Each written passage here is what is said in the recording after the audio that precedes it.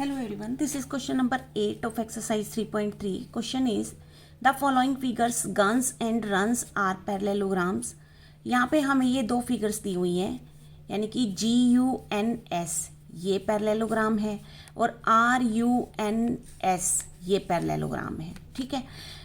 So find X and Y, और इन दोनों में ही हमें एक्स और वाई की जो है वो वैल्यूज़ जो है वो फाइंड आउट करनी है. अब सबसे पहले अगर हम इस क्वेश्चन के फर्स्ट फिगर को देखते हैं, GUNS जो पैरेललोग्राम है उसकी हमें साइड्स दी हुई हैं.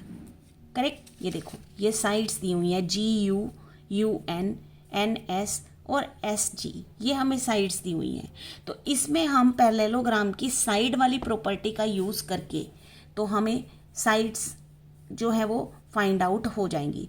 तो ये 3x इज इक्वल टू, ये तो 18 के इक्वल है, और ये 3y माइनस 1 ये 26 के इक्वल है.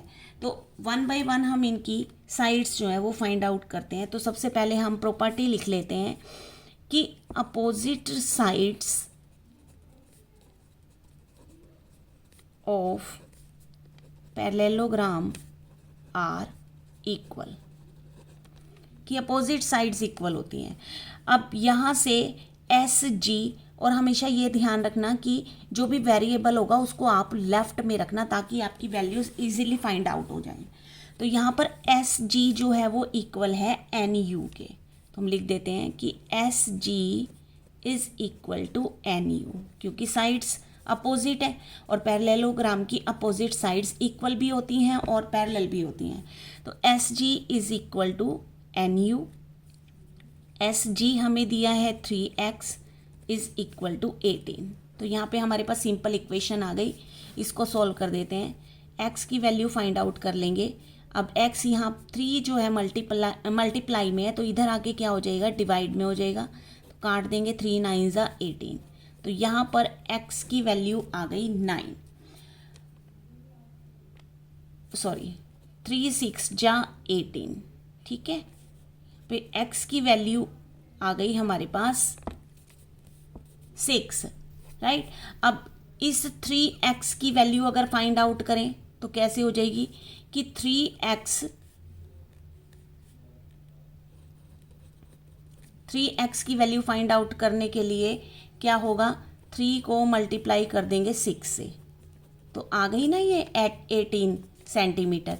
ये सेंटीमीटर में दी हुई है लेंथ हमें, तो ये 18 सेंटीमीटर है. तो 3x की भी कितनी आ गई, ये 18 सेंटीमीटर आ गई, राइट. अब दूसरे वाले की, अब ये GU जो है वो SN के इक्वल है. तो यहाँ पर अब हम क्या लिख देंगे, GU is equal to SN, right. तो GU कितना है, 3y माइनस 1, और SN कितना है हमारे पास 26. अभी आ गया 3y इज इक्वल टू, आप 26 और माइनस 1 को इधर ट्रांसपोज करके लेके आएंगे तो प्लस 1. सो ये हुआ 3y इज इक्वल टू 27, और y की वैल्यू क्या आ जाएगी, 27 को ये 3y मल्टीप्लाई में तो इधर आके डिवाइड हो जाएगा, 9 आ गई. यानी y की वैल्यू हमारे पास कितनी आ गई, 9. अब हम 3y माइनस 1 की वैल्यू अगर फाइंड आउट करें तो 3, और y की वैल्यू फाइंड आउट की हमने 9 और माइनस 1, तो ये कितना हो जाएगा, 27 माइनस 1 26. तो इसका मतलब ये वाली साइड भी कितनी आ गई, GU साइड भी हमारे पास कितनी आ गई, 26 आ गई, राइट. सो ये फर्स्ट पार्ट था इस क्वेश्चन का. अब इसका सेकंड पार्ट अगर हम देखें तो सेकंड पार्ट में जो हमें फिगर दी हुई है, ये सेकंड पार्ट की फिगर है हमारी. तो सेकंड पार्ट में हमें क्वेश्चन में जो दिए हुए हैं वो डायगोनल्स दिए हुए हैं. अब डायगोनल्स दिए हुए हैं तो डायगोनल्स वाली प्रॉपर्टी हम यूज़ करेंगे. अब प्रॉपर्टी क्या होती है डायगोनल्स की, कि diagonals of parallelogram bisect each other. जो डायगोनल्स होते हैं वो एक दूसरे को काटते हैं, और जहाँ पर ये काटते हैं यहाँ पर हम एक पॉइंट दे देते हैं O. यहाँ पर ये इंटरसेक्ट हो रहे हैं। तो बाइसेक्ट करने का मतलब कि जब बाइसेक्ट करते हैं तो ये हाफ एंड हाफ में डिवाइड हो जाते हैं, यानी कि ये जो पूरा आर एन डायगोनल है वो आर ओ और ओ एन ये 2 इक्वल हाफ्स में डिवाइड हो गया, और ऐसे ही एस ओ और ओ यू भी इक्वल पार्ट्स में डिवाइड हो गया। तो इसकी प्रॉपर्टी से हम इसे फाइंड आउट करेंगे। तो इसकी प्रॉपर्टी लिख लेते हैं सबसे पहले तो, कि diagonals of parallelogram bisect each other. ठीक है, तो अब हम निकाल लेते हैं, कोई सा भी निकाल सकते हैं आप पहले। ठीक है, तो सबसे पहले हम एस यू डायगोनल ले लेते हैं। तो एस यू में क्या होगा कि एस ओ जो है हमारा वो इक्वल होगा y प्लस 7 के। सो वेरिएबल वाली फिगर को इधर लिख लेते हैं कि y plus 7 is equal to 20। तो y इज इक्वल टू क्या हो जाएगा 20 और प्लस 7 माइनस 7 हो जाएंगे, तो y की वैल्यू आ गई 13। अब क्योंकि ये y प्लस 7 था तो देखो अब इसको वेरीफाई कर लेते हैं कि y जब हमारे पास y प्लस 7 था, ठीक है, तो y की वैल्यू हमने 13 फाइंड करी और 13 प्लस 7 कर दिया तो ये आ गया 20।